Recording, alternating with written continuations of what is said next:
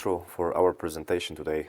We are all part of an era of big data, algorithms, machine learning, and it's very easy to lose its scent, especially in gaming.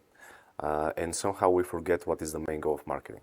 And it's mainly about transmitting the right message to the right audiences via different channels.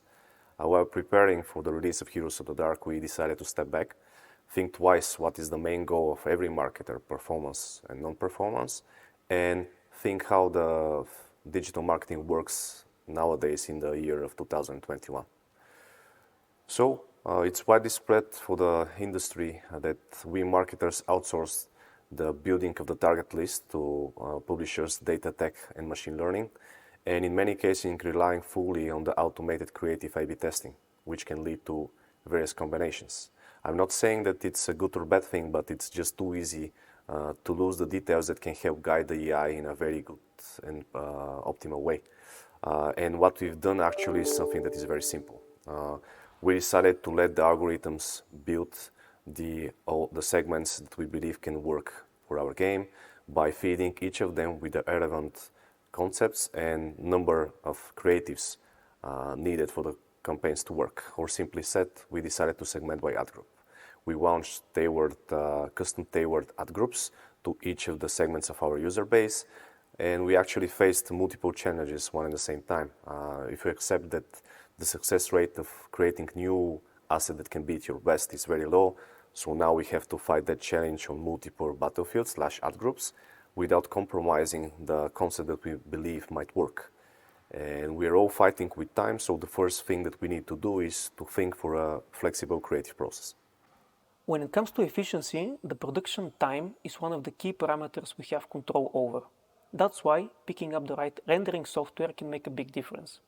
It might sound trivial, but based on your needs, similar products can provide identical results, but the production time can vary in the range of days or weeks. That's why your very first step should be to do a competitor's benchmark and plan as much as you can your upcoming concepts. Do you want to focus on narratives, gameplay, cinematics, or everything at once? Having a clear idea on your core production plans and creative needs will allow you to choose the most efficient software for the task. As a secondary goal, or in the case of wandering between a couple of solutions, you can consider what possibilities for automation the product offers. Can you make a script that would automatically generate different sequences and scenes and render them overnight, or maybe create mini AI logics for mass armies and produce impressive cinematics? It might sound like an exhausting task and research to do, but keep in mind that this choice can save or waste thousands of man-hours in the long run. The next section is to focus on the optimal process when it comes to producing assets for UA. This is the part which requires the most discipline. Similar to game development, you always have this awesome groundbreaking idea that only requires 6 months of work. However, in the world of performance marketing, you need to act fast, catch the trends, and most of all, the sooner you have your creative learnings, the closer you are to your next top performing asset. That's why you should invest at least 80% of your cut efforts into producing assets that can be reusable for other creatives. Of course, you have to be smart about it. Being efficient doesn't mean being boring or generic and that all of your assets should look identical. As a general rule, if an asset element requires more than a day of work, you definitely need to plan on reusing it a couple of times in the upcoming months. As an added benefit, this structure would allow you to have a sizable asset bank in the long run, rather than a pile of unique assets that didn't work and you have nothing else to do with them. Alright, you've achieved the lightning fast production process. You don't waste time on disposable assets and you have the right software. The next step to utilize the structure above is to brainstorm on concepts that allow iterations on them. Ideally, from the very beginning, you would have at least a couple of simple, medium, and complex iterations in mind. Iterations are the key for creative learnings and improving your assets, but being prepared with an iteration list doesn't mean producing them all from the very beginning. Unless you would gain important creative learnings from additional iterations, like character appeal for example, you shouldn't invest upfront work in them right away. Unless the iteration is extremely easy to produce while it provides completely different experience for the end user, you shouldn't focus on producing one or two before you gain some data.